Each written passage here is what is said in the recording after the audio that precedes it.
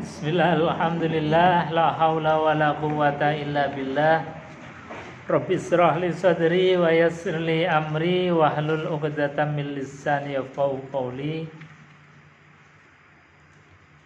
A'udzu billahi samil alim minasyaitonir rajim. Bismillahirrahmanirrahim. Ya ayyuhalladzina amanu taqullaha haqqa tuqatihi wa la tamutunna illa wa antum muslimun. Sadaqallahul azim wa sadaqa rasuluhul karim wa nahnu ala dzalika minasyahidin walhamdulillahi rabbil alamin. Bapak Ibu jamaah pengajian Kamis pagi yang dimuliakan Allah Subhanahu wa taala.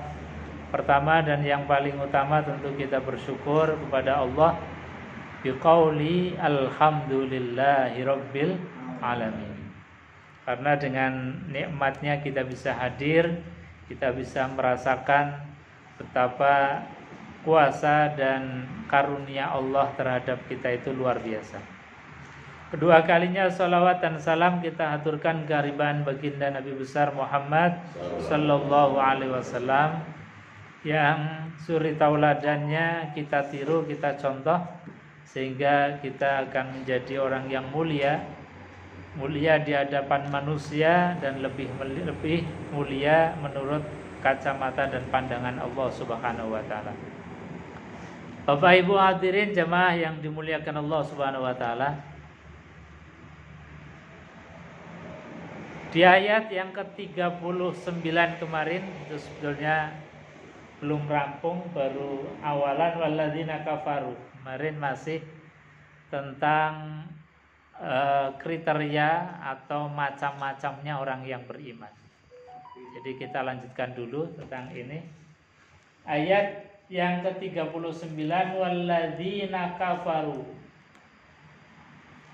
Dan orang-orang kafaru yang mereka itu kafir hakiki maupun kafir yang sifatnya itu hanya sementara. Wa kazzabu bi ayatina. Dan orang-orang yang mendustakan ayat-ayat kami, kata Allah Subhanahu wa taala. Apa yang dimaksud ayatina? Kitabina, yaitu kitab-kitab kami, kata. Jadi orang yang mendustakan kitab-kitab kami, baik itu Zabur, Taurat, Injil maupun Al-Quran. Tentu yang dimaksud dengan kitabana atau kitab-kitab kami itu kitab-kitab yang masih orisinil. Dan tentu Al-Quran ini pasti orisinil karena memang Allah Subhanahu wa taala menjaga keasliannya.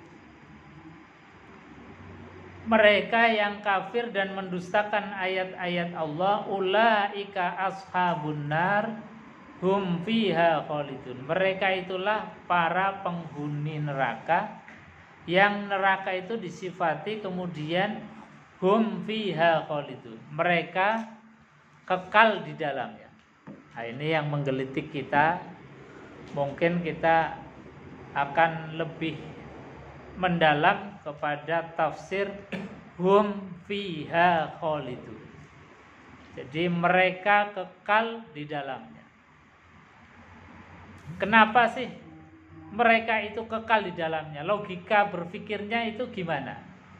Jadi kita memahami hum fiha khalidun itu gimana? Wong mereka kafir, misalnya ya dia diberikan umur oleh Allah, taruhlah paling banter 100 tahun misalnya.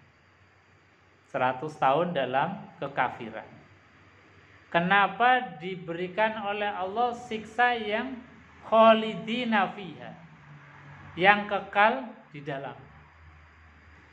Lalu pertanyaannya, di manakah letak adilatullah atau sifat keadilannya Allah Subhanahu wa taala? Ini yang mungkin kita menjelaskan tentang letak keadilannya Allah di dalam masalah hum fiha khalidun. Mereka kekal di dalam.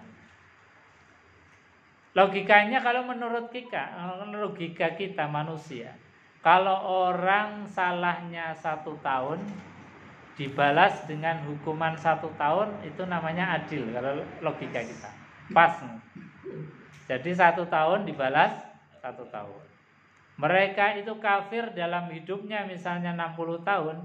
Ya kalau dilihat adilat atau sifat keadilan menurut pandangan kita, berarti harusnya dimasukkan ke dalam neraka itu ya cukup 60 tahun. Itu logikanya kita.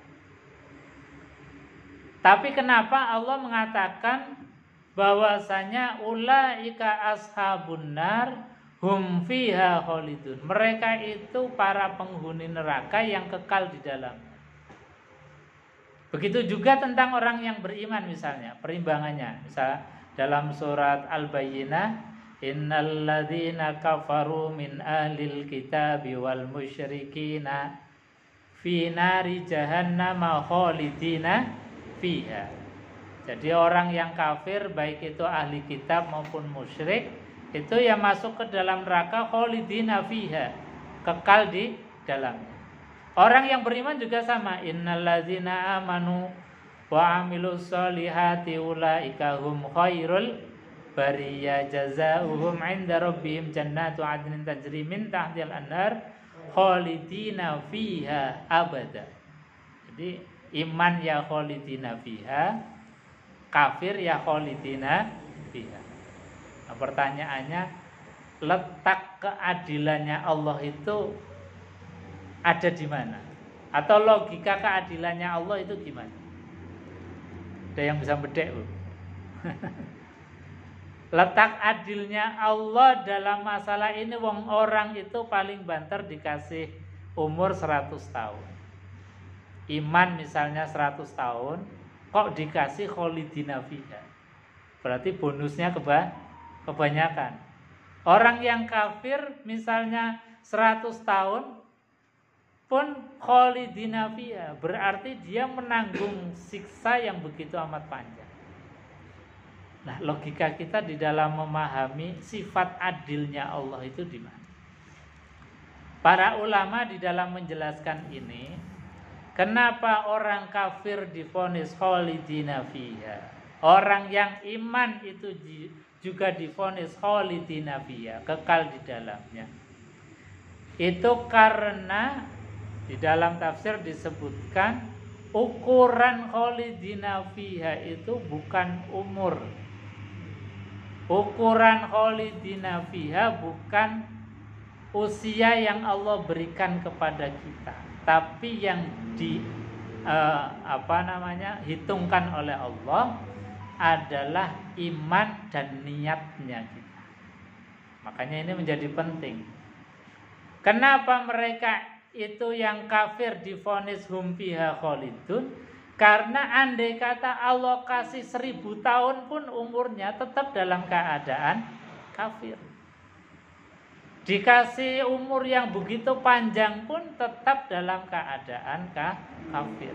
Makanya divonis ketika hidupnya diakhiri dengan kekafiran, maka ujungnya adalah khalidina fiha. Orang yang beriman pun sama. Orang yang beriman ketika diberikan usia panjang ya pengennya ibadah terus, pengennya berbuat baik terus. Dikasih umur 1000 tahun pun sama. Karena apa? Karena niatnya orang beriman dikasih umur pendek, ya umur itu digunakan untuk ibadah, dikasih umur panjang juga digunakan untuk ibadah. Jadi niat inilah yang kemudian dicatat oleh Allah sehingga memvonis orang kafir hum fiha khalidun, memvonis orang yang beriman juga hum fiha khalidun. Ukurannya apa? Biniyatihim. Ini niatnya. Nah, ini yang menjadi penting. Makanya niat itu begitu luar biasa. Dalam bab-bab fikih tentang niat itu niat luar biasa. Bahkan Nabi SAW itu memberikan satu sifat terhadap niat. An-niat nisful amal. Jadi niat saja itu sudah separuh amal. Bahkan niat di dalam apapun aktivitas ibadah itu tidak boleh lepas. Niat itu harus menjadi hal yang awal yang harus ditata, yang harus ditanam dalam hati, tidak boleh lepas. Itu niat. Jadi niat itu menjadikan kita amalnya diterima oleh Allah. Niat itu menjadikan kemudian tadi kita meskipun amalnya hanya 60 tahun, 100 tahun, tapi bisa divonis abadan abada hum fiha khalidun. Ini niat. Makanya dalam keterangan-keterangan hadis atau keterangan-keterangan fikih masalah niat itu ya luar biasa. Dalam kurban misalnya Allah memberikan satu keterangan bahwasanya Allah mengatakan la yanalallahu luhumuha wala dima'uha walakin yanalallahu taqwa minkum.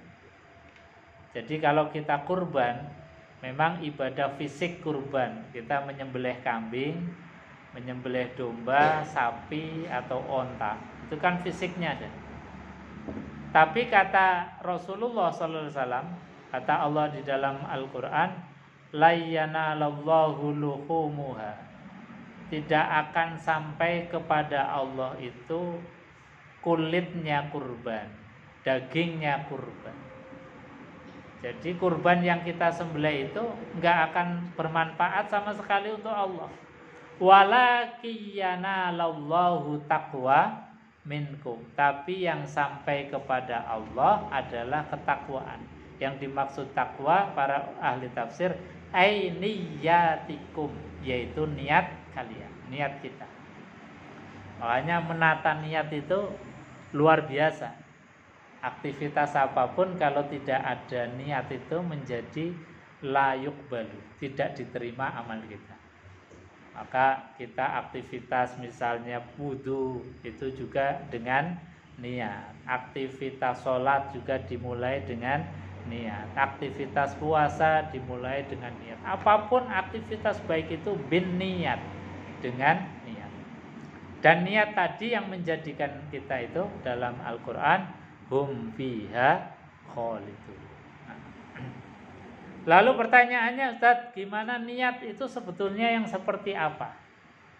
Apakah niat itu sama dengan cita-cita? Misalnya kita mau sholat, itu kan dari rumah sudah niat itu, sudah pengen punya cita-cita bahwa saya dari rumah menuju masjid itu memang mau sholat.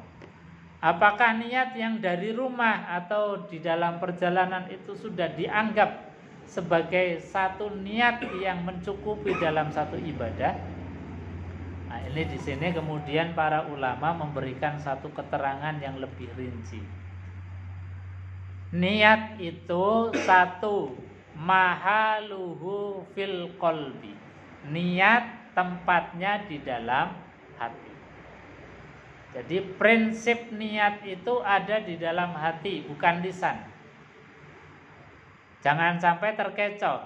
Kita misalnya lisan mengucapkan usolli fardul maghribi salasa rakaatin, tapi hati nggak ikut gerak.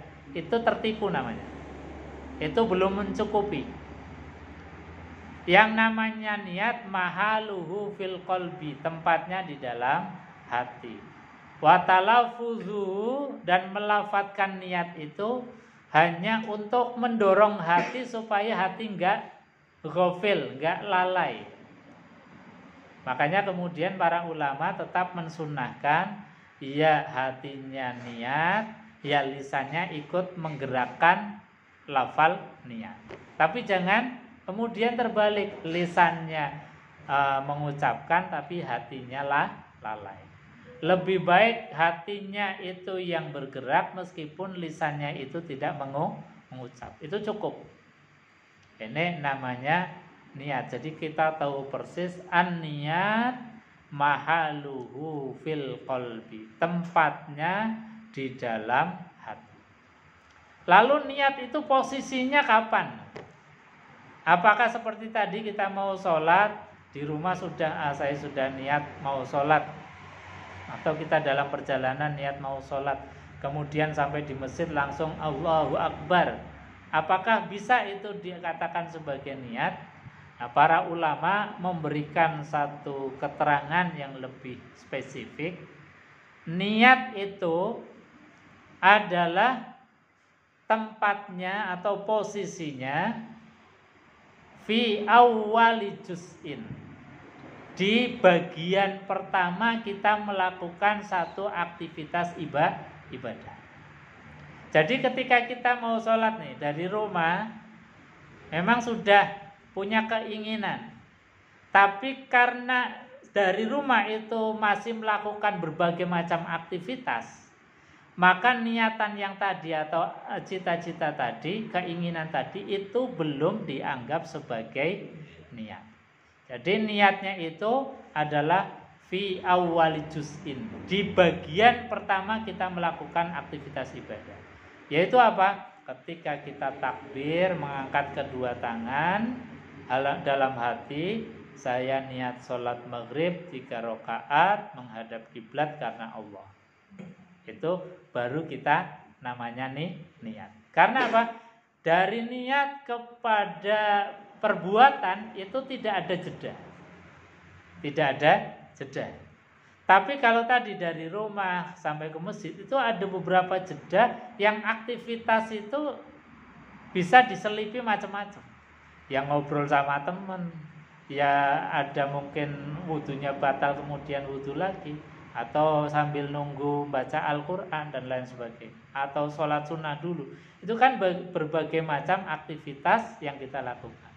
Sehingga niatan yang tadi atau cita-cita tadi itu belum dianggap sebagai niat, itu hanya azam atau cita-cita. Jadi yang namanya niat itu baru dikatakan niat ketika melakukan suatu perbuatan awal. Makanya ketika kita takbiratul ihram, Allahu Akbar, itu baru namanya niat. Atau puasa misalnya, kita mau puasa, maka puasa itu harus niatnya ketika kita masih dalam suasana malam, belum kemudian masuk imsak. Ini untuk puasa yang wajib. Jadi kata Rasulullah SAW, man lam yubayyitis siyam yubayyitin niyat fala siyamala. Barang siapa yang tidak meniatkan di malam hari untuk puasa, maka puasanya itu tidak dianggap, artinya tidak diterima oleh Allah Subhanahu wa taala, tidak sah. Ini untuk puasa yang wajib. Maka niatnya itu harus di malam hari. Ini bagian pertama. Jadi pertama kita melakukan perbuatan, disitulah niat itu ada. Nah, ini yang kemudian menjadikan amaliyah kita, meskipun kita umurnya hanya mungkin 60, 70 atau 100 tahun, tapi divonis oleh Allah, diberikan ganjaran oleh Allah, hum fiha khalidun. Karena andai kata kita diberikan usia panjang 1000 tahun, atau mungkin kita hidup yang panjang, diberikan umur yang luar biasa, itu ya orang beriman pasti akan tetap beribadah. Itu logika kenapa Allah Subhanahu wa taala memberikan vonis orang kafir ya abadan abada, memberikan vonis kepada orang Islam, orang mukmin juga selama-lamanya di surga. Karena tadi dilihat daripada niatnya. Jadi bukan kemudian Allah tidak adil, karena misalnya kafirnya hanya 100 tahun kok dibalasnya dengan kekal selama-lamanya di neraka. Berarti Allah ini zalim, Allah ini enggak adil. Jadi keadilannya Allah itu dilihat dari niyatihim, niatnya mereka, niatnya kita. Bapak Ibu hadirin jemaah yang dimuliakan Allah Subhanahu wa taala, kita lanjutkan ayat yang